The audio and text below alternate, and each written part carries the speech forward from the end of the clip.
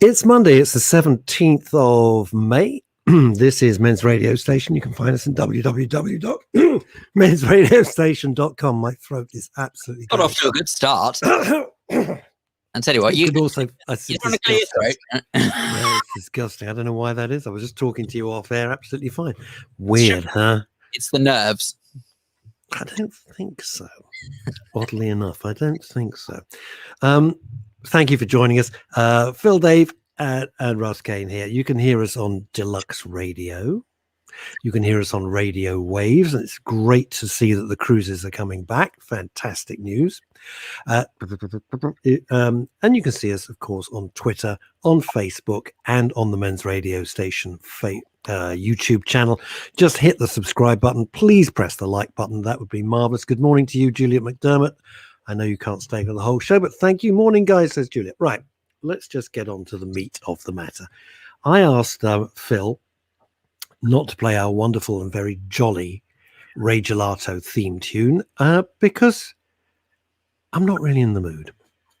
And what happened over the weekend, I didn't think it would be appropriate to come in so jolly and then say the things I want to say and the things that Phil wants to say. Hello to Jason Barr, Joseph, Emma Webb, Dave Sleet, Linda Dave, Lisa James. Good morning to all of you.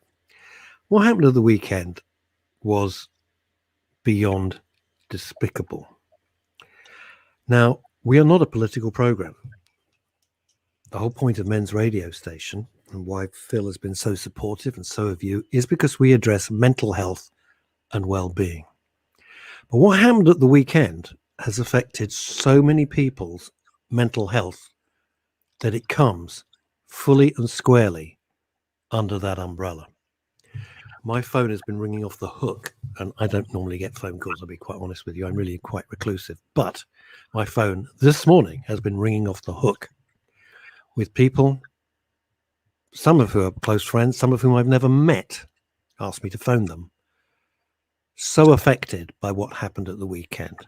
For those of you who aren't aware of what happened, in very broad brushstrokes, a convoy of many vehicles draped with Palestinian flags drove down from Bradford, drove all the way down the motorway, and then targeted areas of London which have a large Jewish population. Okay, so far. And then through loud hailers, they started screaming the most disgusting, repulsive, and may I say, illegal things. They went up the Finchley Road, they went through St. John's Wood, they went down Golders Green. This was absolutely unacceptable. It is despicable. Now, the police, who were under considerable pressure on social media, not the least of which from me, have said, we're engaging with these people, at which point I went ballistic. Engaging with these people. You don't engage with these people. You freaking arrest them. So then they said, we've made 4 arrests. Now, excuse me, this is a convoy of many, many cars, breaking every sort of regulation, every sort of law. And they've made 4 arrests. There were at least 30 men in those various cars, all of which have come from Bradford, many of whom weren't taxed, weren't insured, and should have been taken off straight to the car breakers and crushed. Why was this allowed to happen? Why wasn't this stopped? Because just think about this for the moment. It's intended to cause fear, but it's going to have the reverse effect. The reverse effect. Because if you think that people are running away for a bunch of idiots from Bradford, you better think again. It ain't going to happen. But think about this for a second. And people have been so depressed by this and so upset. And that's why I want it to be the main focus of today. Think about this. Let's all get a convoy of cars and drive from London. Let's drive up to Bradford and let's start screaming the same abuse from loud hailers that they did Let's see how long that would last before arrests were made. It's despicable. Lisa James, I was absolutely disgusted at this. I actually cried. I hope these vile humans were arrested. Well, my suspicion, based on the lily-livered police under Cressida Dick and taking the knee and all that shit, is they're probably going to reprimand. They won't go to jail. They won't be imprisoned. I don't think it's going to happen. Hugs for all, says Emma Webb. Hi, everyone, says Ramsey Masalam. Hi, Ramsey. Julie McDermott, aware that the main subject is today, what has horrified me is the fact that someone has started a petition against Israel and for Palestine. Absolute joke. Well, screw them. I've had enough. As I said on Facebook, the gloves are off. Look, to be honest, Enough's enough. Enough's enough now. Juliet, to be honest, I wouldn't worry too much about that because that's hardly going to make any difference, let's be honest. So I think it's difference. This is what really annoys me about all of this, and this is the last, I think, politically charged comment I'd like to make. I would rather we focus on the mental health and well-being behind it, because if I'm honest with you, I feel like on what should be a really, really happy day for so many of us, right?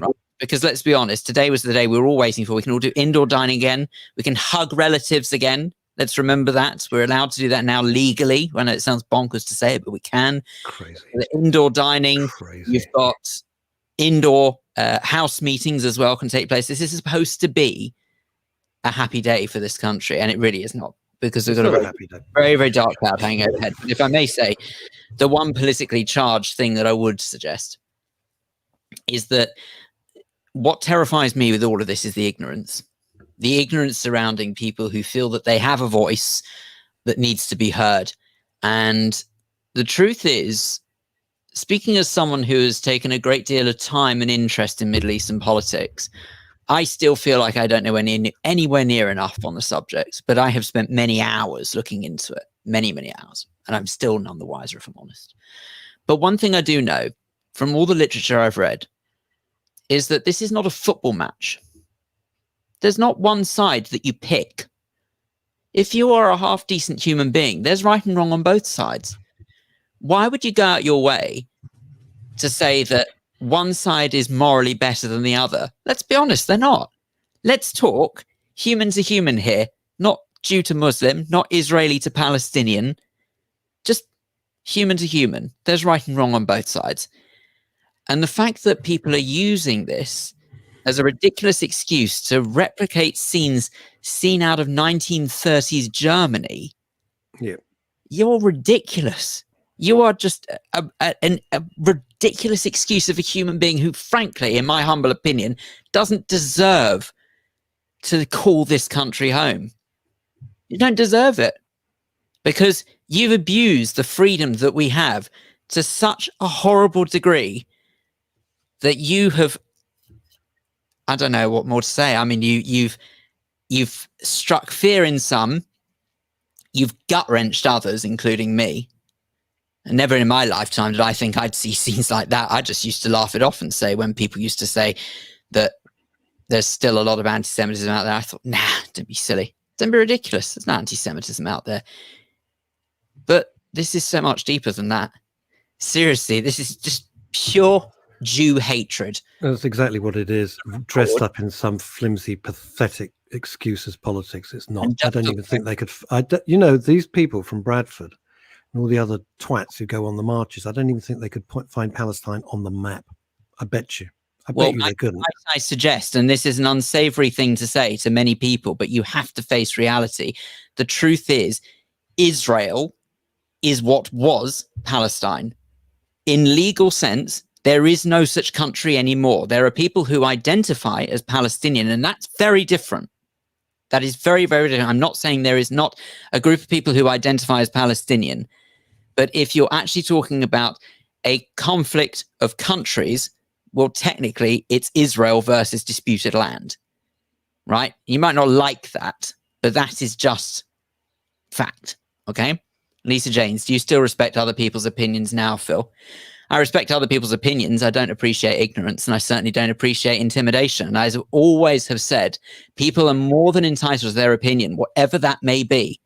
But as long as they don't cause harm or distress to others. Or insult, or say you're going to rape people, you're going to kill people, you're going to F people, blah, blah, blah. That is not an opinion. That's sheer thuggery. And sheer thuggery must never, ever be accepted. This is a much wider issue. This is not about politics. This is a much, much wider issue. Interesting that what is it? Ed Grossman says, what would our dads have said or done? Our dads would have been out there with baseball bats. My dad and his brothers fought the black shirts in the East End of London, fought running battles with them, beat the crap out of them. They didn't come back. It's called direct action. And, you know, it's tempting. Now, when you think how all of this is horribly linked together in the world in which we find ourselves, it all becomes much clearer. We've allowed free speech in this country and it's a, you know, what is it the saying? I may not agree with you, but I'll die for your right to say it. Well, I've never agreed with that, to be honest with you. I think if you're going to spew filth and garbage, I won't die on your behalf. Thank you very much. You can die yourself. So the free speech has been taken to the nth degree. Because this is like some sort of repulsive recipe. And I've been thinking this for a very long time. First of all, the free speech thing. I am not saying don't have free speech, but there are limits. There are limits, and there should be inciting hatred is not free speech. It's inciting hatred.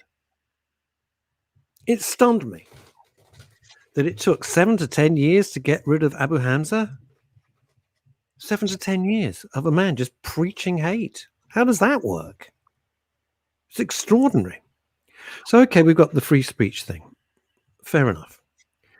You've then got this insane wokery that has just got to a point that normal, sane people who just want to get on with their lives are looking at this and saying, what the hell has happened to this world? It's nuts. It's nuts. Today, I was getting messages because some moron was on morning television saying that we need to ask babies their permission before we change their nappies. Let that sink in. We need to ask babies their permission before we change nappies. Two things. One, why is this raving lunatic near a television studio? Because she's an idiot. Two, why do production companies just give these twerps airtime? Because it's a drip process. That's what happens. The people might be thinking, yeah, maybe we should do that. They're babies, you morons. They can't talk. They need their bottoms cleaned. Grow up. Stop it. Just stop this madness. And then you've got Black Lives Matter. Black Lives Matter stemmed from, well, was the killing wrong? Of course it was wrong. It was dreadful. Was it an overreaction? You can be the judge of that. Black Lives Matter, which has now subtly changed its name to Black Liberation Movement, by the way, was always a political movement. And then when you see Black Lives Matter, not just endorsing, but helping these protests, which led to what happened this weekend, you realize that these divisions are insurmountable. Insurmountable. The problem is, though, these divisions are encouraged. That's exactly what I meant. What I'm saying. I have said so many times, and what I just don't get is that there is so much emphasis, I'd say 99.9% emphasis placed on what divides us. And it's been like it for years and years, and it's from the most trivial of things to the most enormous of subjects. It's pick a side. You can't have a middle opinion. You can't be on the fence on this. Pick a side. And it's from really sort of trivial nonsense, as in like what you think of a television program, versus what you think of politics in the Middle East. Even if you don't understand it, it doesn't matter. You have to pick a side, because if you don't, you're obviously a horrible human being. Oh, and by the way, when I say you've got to pick a side, you've got to pick the correct side. in inverted commas. Let's be very clear about that. You can't possibly have a differing opinion. No, there is only one opinion, and that is their opinion. Everybody else's opinion, because everybody else is an idiot. Everybody else is stupid, apart from them. Let's not shy away from the fact so much of this has been enabled by one man and his fanatical followers. And I use the word fanatical in its original meaning. Fanatics. Corbyn. The damage who that man present on the march, let's be honest. Oh yes, he was there. And let me ask you this. And somebody posed this question on social media, and I never even thought about it. At the march at which the great leader Corbyn was speaking, they had this huge inflatable of the worst caricature of a Jew right next to where he was speaking. But he's not anti-Semitic. But he's not anti-Semitic, of course. He's not anti-Semitic. No, not at all. Now, let me ask you this.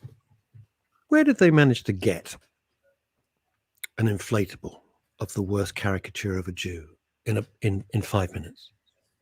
What do? They go on Amazon and look up Jew caricatures. How did that happen? These things are all prepared. There's a lot of money behind this. Can I suggest, by the way, that we're not saying that they got it from Amazon, but just in case. Obviously they didn't get it from Amazon, but somebody knows where they got it from. Somebody was prepared for this. I think we're all sick of the hand-wringing. You know, Sadiq Khan, who allowed the blimp of Trump, whether you like Trump or whether you loathe Trump, for the mayor of London to step into politics in the way that he gave permission for the blimp of Trump as a baby to be flown. What does that tell you? What does that tell you? Are they going to do a blimp if Biden ever comes over here? Of course not. Of course not. And then Khan eventually gives some mealy mouth. Oh, we can't we do this. I haven't seen any messages from Cressida Dick, head of the Metropolitan Police. I've seen nothing from her. And they stand on the sidelines. Oh, I don't. It's a nonsense. It's a nonsense. And that's what's affecting people's mental health in a huge way. I know it's affected mine. I was devastated over this weekend. And friends have been phoning. And the worst thing is this. And Phil, you know, I thought carefully how we should do this show today. I thought very carefully. Because I want to stick to our main tenet of mental health and well-being. But when an act that's so gross and repulsive, disgusting and illegal just happens with seemingly very little consequences. See, what gets me is this. If you're a law-abiding citizen under that little aegis, you've got APNR, automatic number plate, ANP. You've got automatic number plate reading on all the major roads in London. All right? They know exactly who you are, where you are, if your car's taxed, not taxed, etc. There's CCTV everywhere. If you're a normal bloke going around your business, man or woman, and you stray into a bus lane to avoid a cyclist or something, you get the fine. They fine straight away. There's no ifs or buts. You get in a convoy of cars all the way from Bradford, targeting specific areas, and you get that far without being stopped. What the hell? What's all that about? A gentler, kinder politics. What a freaking joke. Look, the bottom line is that we said, I mean, the politics, lots of people are talking about the politics today, but in terms of how it actually affects us as individuals, maybe just sort of someone watching this, I don't think for a second that if you're that kind of person, you'd give a damn anyway. If you're prepared to support a convoy such as that, well, then I'd suggest that you're probably not the kind of human who would even consider that there is an alternative view out there. But if I may say from my perspective, how seeing a convoy, knowing that people who were in that convoy hate me just because they hate you. They hate me. They hate everybody. Never mind all the nonsense I've spouted on radio before. Never mind. It's pure, unadulterated hate. Yeah. Never mind the fact that I, as far as I'm concerned, am a law-abiding citizen who actually genuinely welcomes all opinion. And I know that sort of Lisa James, before you sort of said, do I still think like that? But I do genuinely welcome all opinion.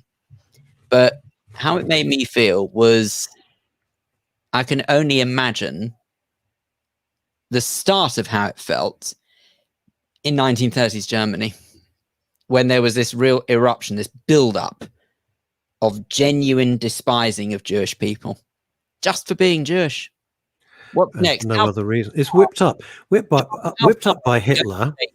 Yeah. How far are we going to take this seriously? Because whipped up by Hitler and whipped up by Corbyn. It's no different. Now, here's the thing. Say very clearly things like Hitler was right, or isn't it about time for another Holocaust? That's what's come out over the last week. Of course it has. Nice. Of course it has. Now, and what about when it spills into sport? This whole taking the knee bullshit should be stopped, in my opinion.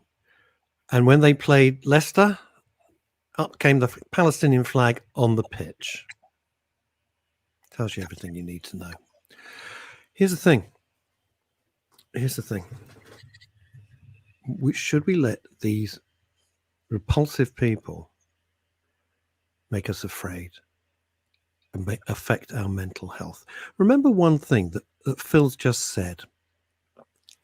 When you see the images of 1930s Germany, the brutality, and then leads to an industrial scale extinction, murder on a level never seen before or since. Germans were the most sophisticated people in Europe. We're not talking about mindless thugs. They were sophisticated, a flourishing intellectual society, a cafe society, as it were. And didn't stop.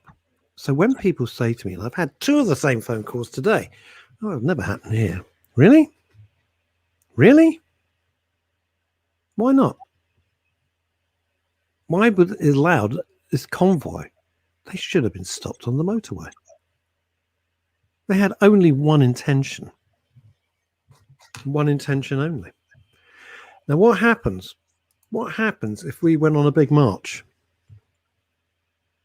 Are we brave enough to go on a big march? Are we too scared? Are we going to have the crap beaten out of us by these thugs? I won't. And then I personally would never come to this. I would never succumb to their way of behavior.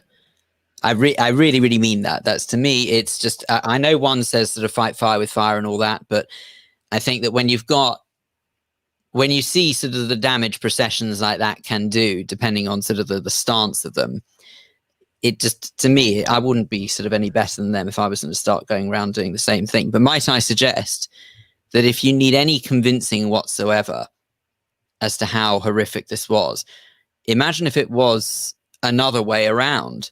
Oh, imagine. Imagine if you have got a convoy of, all right, let's just put it for example. I know they're not exactly sort of friends of the Jew by any stretch of the imagination, but let's say that you've got a convoy with neo-Nazi flags all over their vehicles, over the vehicles, and out of their windows, we're using megahorns, or whatever they're called. Megaphones, thank you. That they are shouting. I won't use the exact word. Just in case you're unfamiliar, by the way, they were using expletive Jews. That's what they were saying, or they were saying rape their daughters. That's basically what they were shouting. Okay, so if that was the case, that they were saying that about any other race or color or creed, you seriously telling me that they wouldn't have been stopped? You telling me that they would have just been allowed to carry on and only 4 people would have been investigated? No, they'd have been stopped in a heartbeat. And that's what hurts the most. It's one-sided, because why has a whole sector of population got a get out of jail card free? Why have they got it? Why? It's bullshit. Right, let me go through some of these comments. There's some amazing comments. Michael Verby, who I've known Michael, bizarrely, we've only just reconnected on social media. I've known him since he was a very little boy, tiny little kid. Never felt threatened in this country in 63 years until now. Paul Andrews, do you hate them?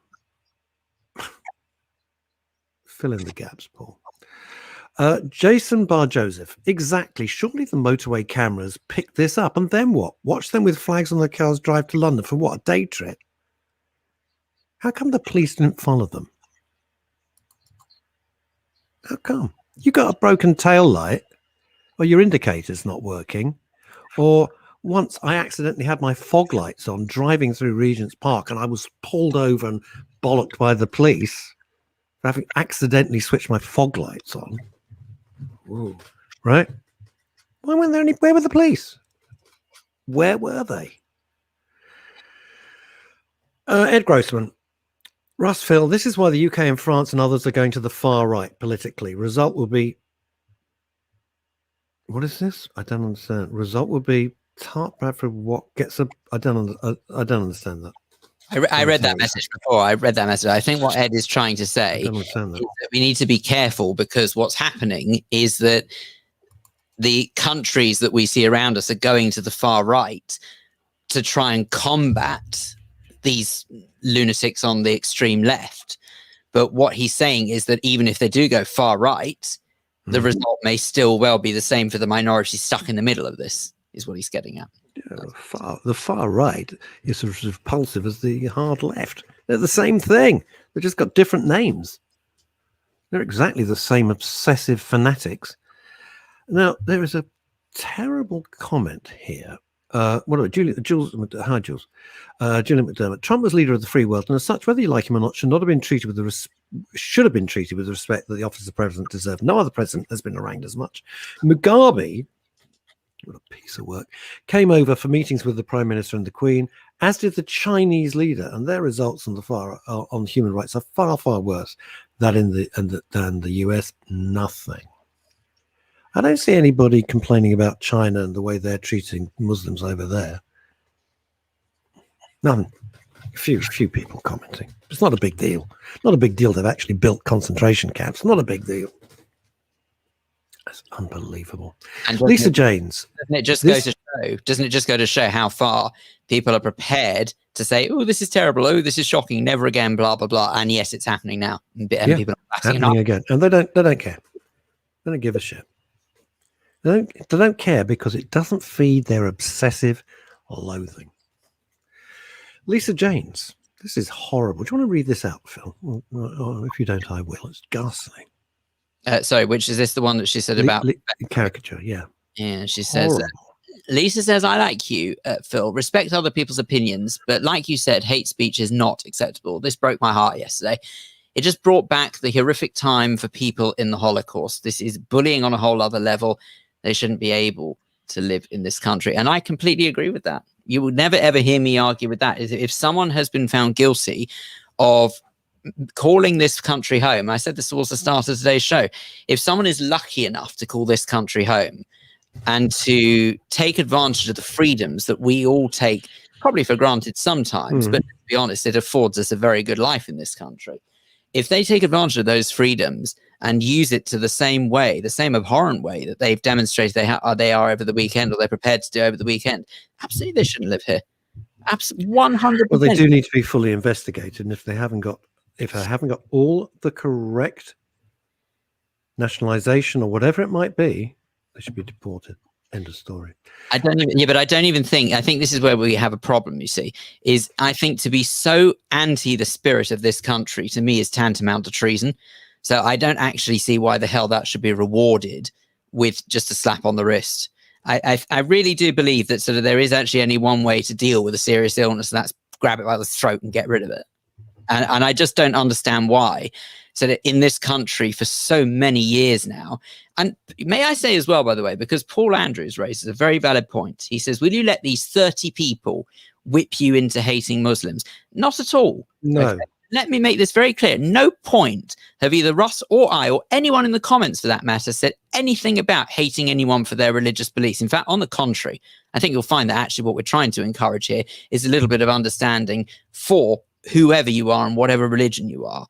But might I say that if you've got someone who is going to, and if it is only 30 people, by the way, if it's only 30 people, well, then that's the opportunity. Perfect. 30 people is not a lot for the authorities to deal with.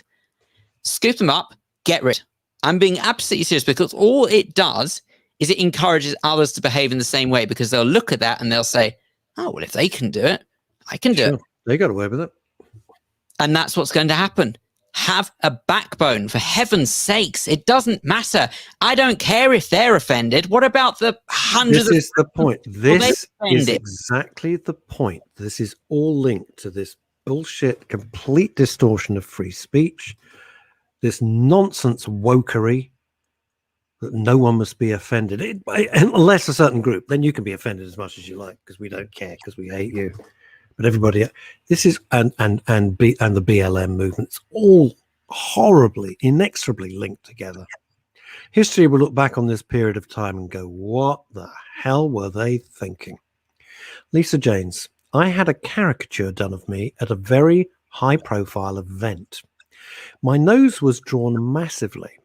Between that and the press calling me a witch, that's not good, and so many cruel jibes, I was actually offered a free nose job as part of a documentary. I did it because the bullies and press broke me. It saddens me. Now, Lisa, I don't know your story. I have no idea.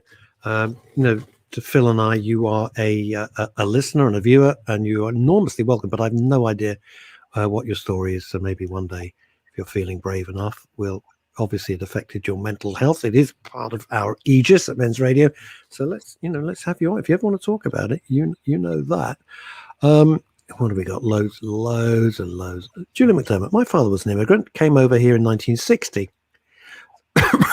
The fact he was white helped initially, right up until he opened his mouth and his broad New York City accent came out. The war had only ended 15 years before, and some people were still very wary of the Yanks. Really? Were they? Glassy Amanda says, the media are talking about Jews, not Israelis. That is telling. I have to be honest with you, Amanda. I have yet to see that. I'm not saying that it's not true, but from the news that I have seen, they definitely do speak of, and if they do refer to Jews, they say Israeli Jews and Israeli Arabs, if you see what I mean, or they say Jews and Arabs because they're talking about what's going on in Israel. I have to confess that I haven't seen much reference to people being Jews. What I do find absolutely staggering is that this is what happens when there is a flare-up in the Middle East, and what we've seen on the streets of London this weekend, and they are openly saying, I'm going to put it in radio-friendly terms, to hell with Jews, but believe me, it was far stronger language than that. To hell with Jews, all that they have said. I think that just goes to show that people, sadly, are far too stupid to make the difference between British Jews and Israeli citizens. There is a massive difference. It's very, very simple. You cannot say that someone who is British and Jewish has got any say whatsoever in the actions of a government in the Middle East that no one can vote for. I've never voted in the Israeli elections, so why the hell would I have a say on what goes on over there? Don't blame me. It's exactly the same way, in my humble, as when you get... Do Catholics have a say in Italian politics? Well, apparently, with the same logic. If you're living in Belfast, or you're living in Dublin, and you're living in London, and you're Catholic, you don't have a say in Italian politics. It's the same ludicrous notion. It's exactly the same stupid thinking. Julia McDermott. Yep, some people, going back to why they feared Americans. I'm struggling with this, Jules. Yeah, some people did think they should have entered the war earlier. Well, yes. And then there was the fact that the US military bases had more in terms of food, of course they did, than the locals. My dad did suffer from some hate, but he rose above it. Well, let us never forget that the US ambassador, was the revolting Kennedy, a truly evil man. Kennedy went back to America and told Washington, don't side with the Brits. They're going to lose. Side with the Nazis. They're going to win. And you want to be on the winning side. Never forget that. That's why it took the Americans so long. And of course, it wasn't until Pearl Harbor, an appalling act of terrorism, that the Americans then decided, obviously, they had to come into the war. They wanted to stay out of it. Now, what is this? No, we don't, Russ. What is Marcella saying? No, we don't, Russ. When you said about the Italians, do they get to vote? No, of course they don't. Of course we don't. That's exactly my point. Thanks very much. No, Thanks, Marcella. I get it. But may I say that it's just this is the problem. It's the ignorance. Ignorance is what's so dangerous. And to me, what fuels that ignorance are many factors here that we've mentioned before on this, but this is where I really think something's got to give. But social media, a massive contributing factor to fueling ignorance. Absolutely. Because it just spreads unadulterated rubbish. It's as simple as that. It's just it's not filtered. No one can verify whether it's actual or not. It's madness. It's absolute madness. Once in a while, they may have the decency to put, this may not be genuine. Have you considered reading other information? Thanks. Yeah, that really helps. Great. So you've got social media is now a shadow of a doubt one of the biggest problems. You've then got 24-hour news channels.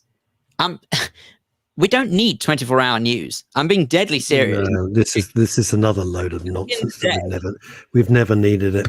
Back in the day, this is what's so stupid. Call me old-fashioned if you will, but actually it was a nicer world in some weird way. It was a case of you had news bulletins, and the news bulletins were so limited with their time that people stuck to fact. They never bothered with opinion because there's no time for opinion. It was just fact. That's all it was, and that's what news should be, is factual. So now that we've got social media, we've got rolling news, we have the web, which of course at a wider level, people can just come up with these websites, create blogs, whatever they want to, full of information that's false, full of information that's just absolute nonsense that has no reference whatsoever and absolutely no truth behind it. But it doesn't matter. It's on the internet, so it must be true. Must be true. Then you've got papers that are so determined to keep up with each other, they fill column inches, again, with poisonous opinions. I'm not suggesting that opinions don't matter. But newspapers, in a world where supposedly newspapers are becoming ever less popular, they seem to be getting thicker rather than thinner. How does that work? And it's because they're trying to fill pages with unnecessary. I want to read something to you. I got a very long message from someone who will remain completely anonymous. And that's why I wanted this theme tune. It was really because of this person who wrote to me. Now, this is someone I've never met, but felt close enough through the medium of Men's Radio Station and the work that everybody does, all the teams behind the scenes, Phil and I, 3 times a week, etc. And I'd like to think we've formed a bond, where we can say what we think and try and address the mental health issues of the day and the well-being. I'm not going to say who this is, but this is just something that is just so. This fellow works in one of the. I'm trying to keep it bland so he can't be identified. Works in one of the professions, which is either law, medicine, or accountancy. One of the professions, and he is on a group which is just for one of these professions. And the group has changed its name from just dealing with those things which come up under the law or accountancy or medicine to the Palestine under aggression from Israel group.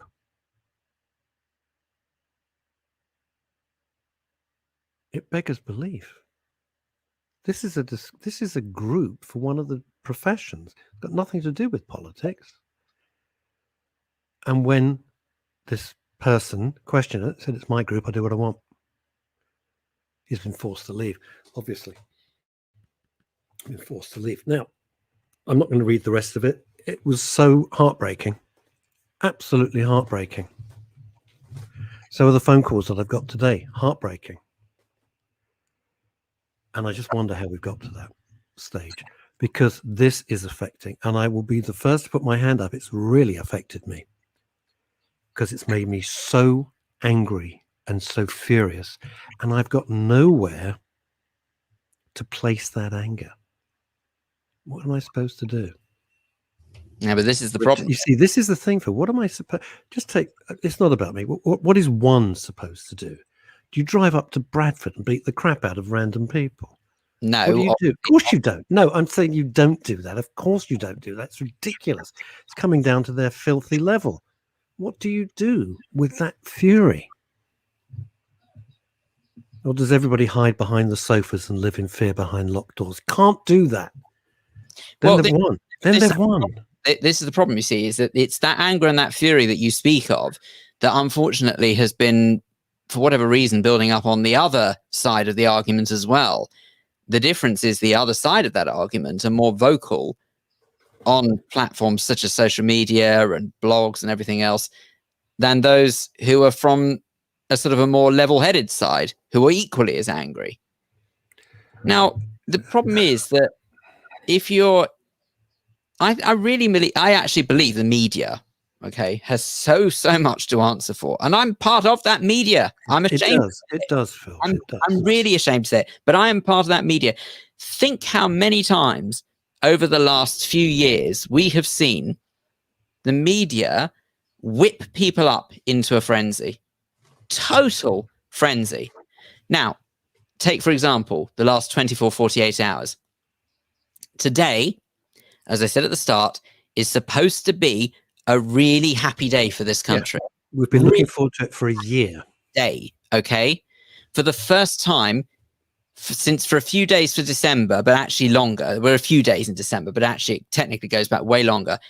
This is supposedly it. Okay? We're back to normal in terms of hospitality. Yep. Within reason. Okay, there's still some measures in place, but more importantly, you can eat indoors, you can meet people indoors, up to 6 people. You've also got the chance to hug relatives. If those have been sticking really rigidly to the rules, you wouldn't have hugged anyone for probably about a year now. Yep, I haven't. All of those things have been lifted. This is supposed to be a happy day.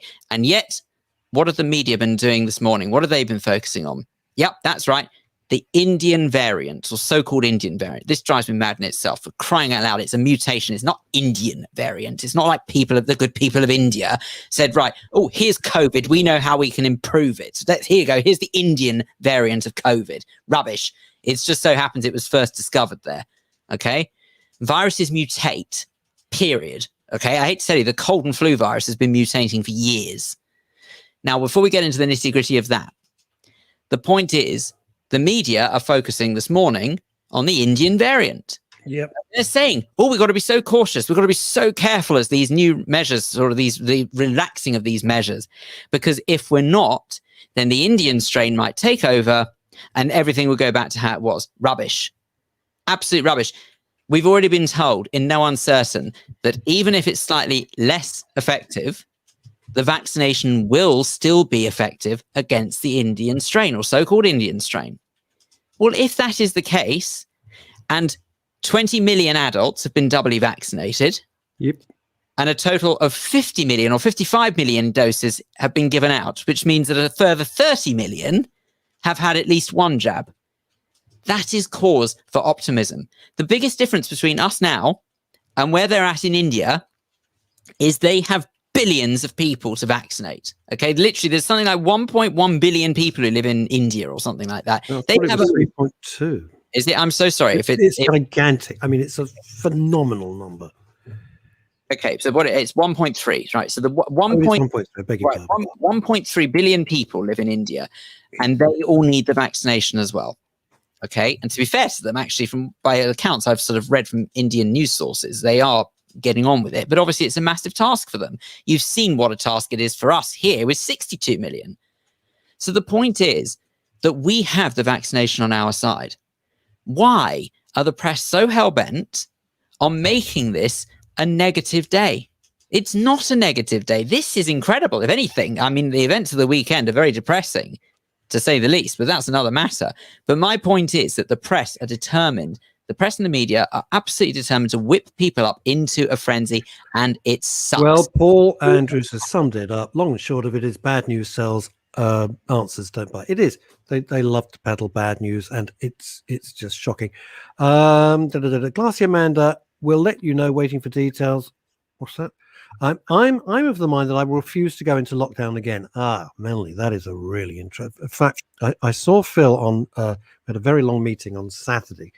About a whole load of things on the radio, and don't worry, it was all outdoors. It was all outdoors, and then Phil and I went and had an early supper outdoors. It's very nice too, but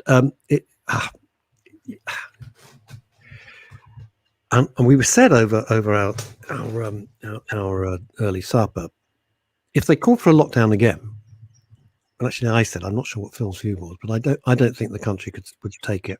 I just do not think the country would take it. We are exhausted from it. We're exhausted. Let it run now. Enough now. Enough with this. Got to get back to life. And Phil said something really interesting. Now, Phil, I know we take the piss out of each other normally. Today's a slightly different tone to the show. But as many of you are pointing out, which is sweet of you, thank you. It's done in a caring way, and I appreciate it. And Phil is a big germaphobe. I mean, Phil is a real germaphobe. I was just saying, what's worrying is that more people seem to be tuning in today, so maybe we need to stop. I don't know. But Phil's an absolute germaphobe. He really has. He always has been, blah, blah, blah. And it's fine. I don't have any problem with that at all. I'm not that far behind, right? And he said, I don't care. I'm through with this. If I died, I died. I've got to live. Phil's 34. He's got all of his life ahead. I've had most of mine.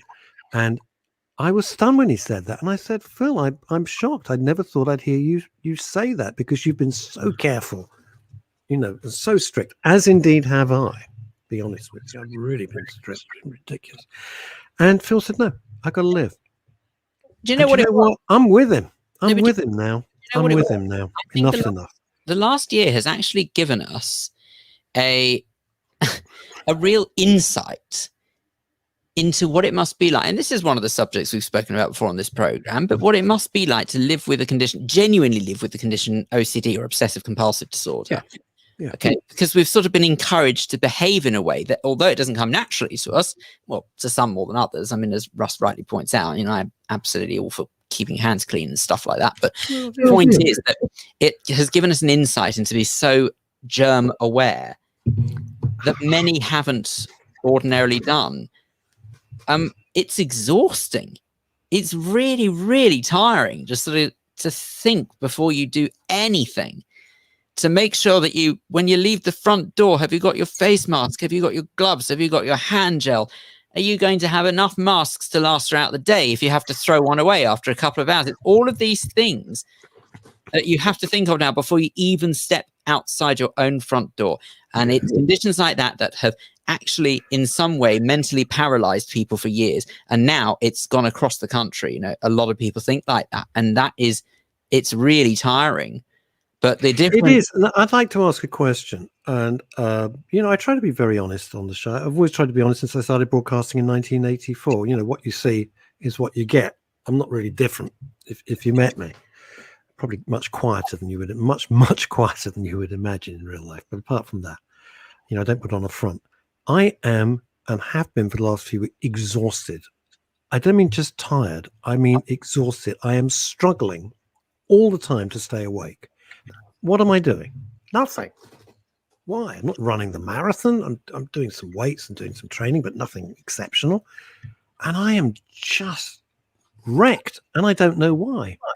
And I think it is the culmination of this year of lockdown and the stress and everything else. And it's just caught up with me. It's a weird, weird feeling to be this tired all the time. Just have no energy. It's just peculiar.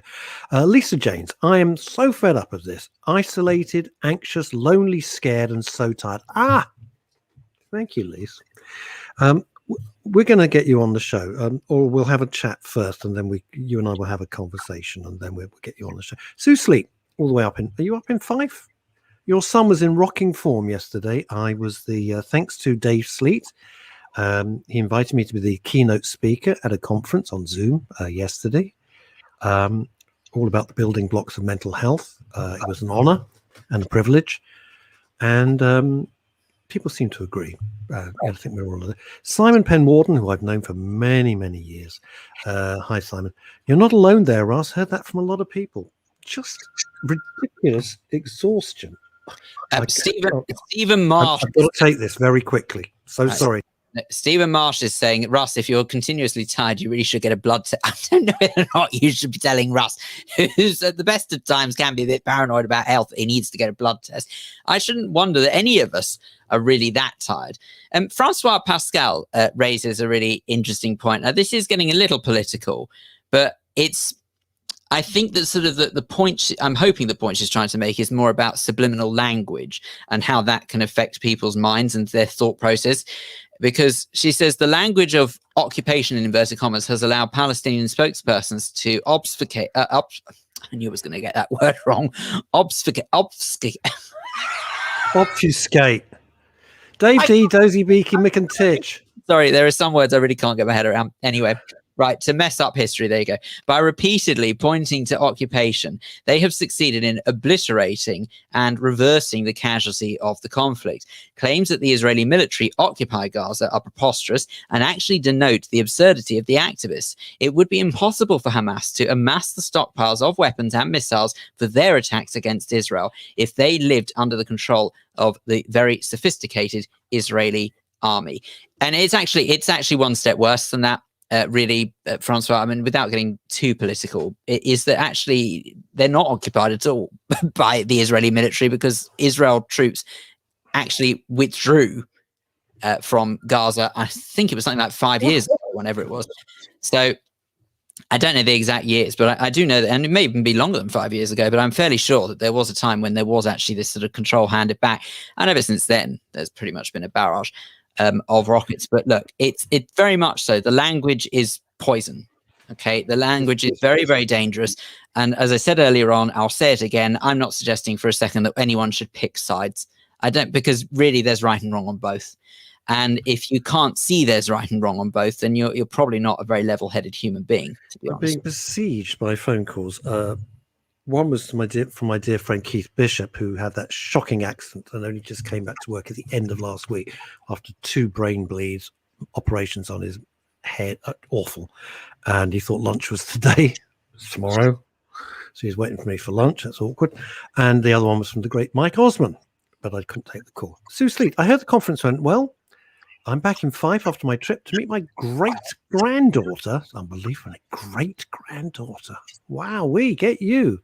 Ed Grossman. Yeah, Francois's comment is up there. If you just go a little bit... Scroll a bit further back. Yeah, you have to scroll up a bit, Edward.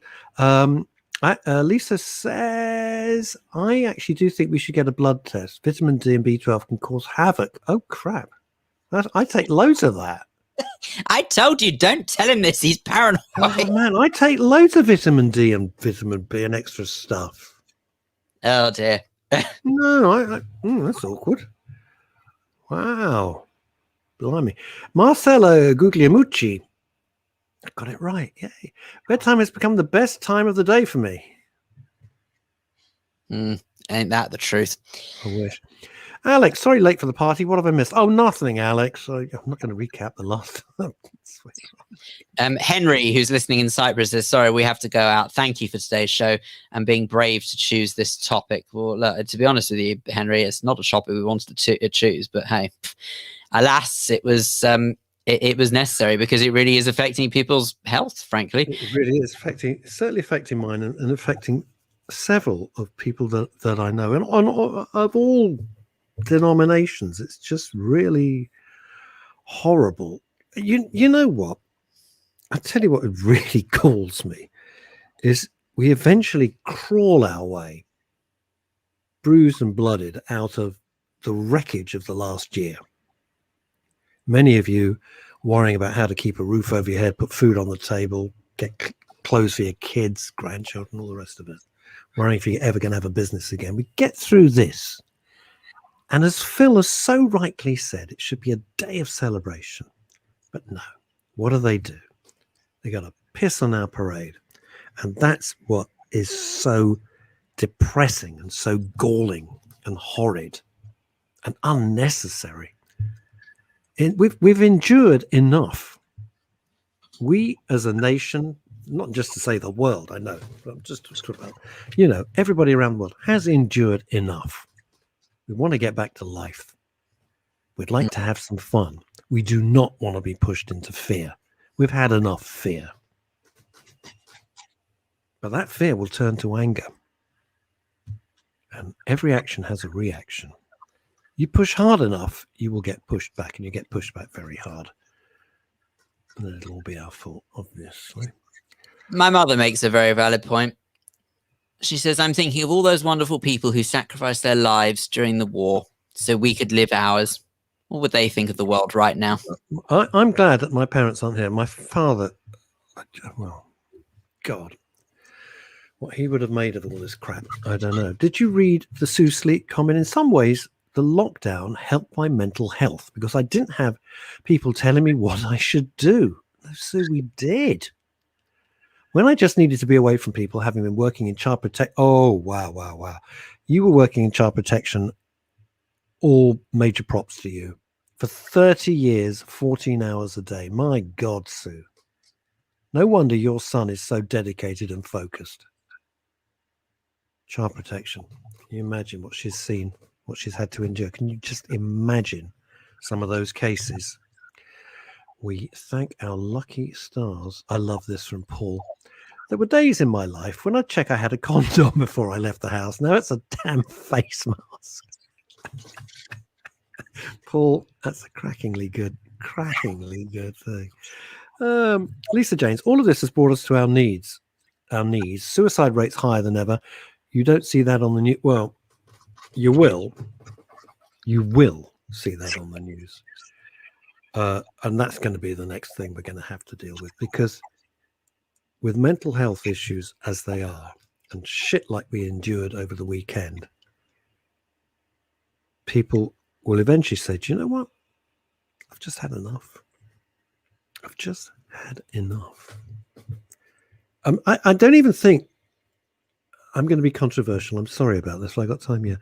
I'm not even sure it's that people would be so depressed as to want to end their lives. I'm actually convinced in my heart that some people would just say, you know, I've had the best of it. This world isn't for me anymore. It's trash. I've had enough. I'm checking out. And I can totally understand that. And people will say, I never knew he was so depressed. I don't think some of these people who will sadly take their own lives are actually that depressed. I think they're just taking a vote and saying, enough's enough. I'm done with this crap. And I think that's something, of course, the authorities will never, ever admit that. Ever. But I think it's true. Francoise Pascal, I'm glad my mother is not here to see what's happening today. She would be horrified. I know. My parents would have just been like, what the hell? And can you imagine? You're lucky you got your mum and dad. My dad passed 21 years ago, and mum 3 years ago. Having endured World War II, how they would have felt watching that over the weekend. Can you imagine the memories that would have stirred? My God. Chrissy says, living in Spain, I feel like that many days I don't want to go on. I think it does happen to everyone. I think there's a lot of times when people would just say, oh, it'd be so much easier if I wasn't here. I didn't need to carry on anymore. And although that may well be true, let's just look at it this way. Depending on what you believe in, I think most of us believe we only get one shot at this thing we call life. And okay, sometimes it sucks. You may recall, I don't know, frequently my parents telling me when growing up, life is not always easy. It's not always as easy as you think it's going to be. But by and large, we do have good days. Everyone has good days. You might not always see them. You might not always remember them because it's just so clouded with darkness. But I think of it like this. Yesterday, the weekend, yes, pretty rubbish. But it's not like that every day, and it won't be like that every day. Maybe for a few weeks, maybe for a few months, who knows? But however long it is, know that better days have to come because nothing can stay the same forever, for better or for worse. And I am a great believer that better days will come because if I'm honest, it's the only way I keep sane. And I just hope that we don't lose sight of that. That's a very interesting thing, isn't it? That's very interesting. Thank you for all your fantastic comments today. The tone of the show really reflected the times we live in. Thank you for that. If you're going out to a restaurant and hugging your friends, have a wonderful, wonderful time. Phil and I will be back on Wednesday, Yeah, today's Monday. I get confused. I know it's crazy, isn't it? I know. Thank you for all your comments. If Phil and I didn't get time to read them all, we apologise. Until Wednesday, stay safe, everybody.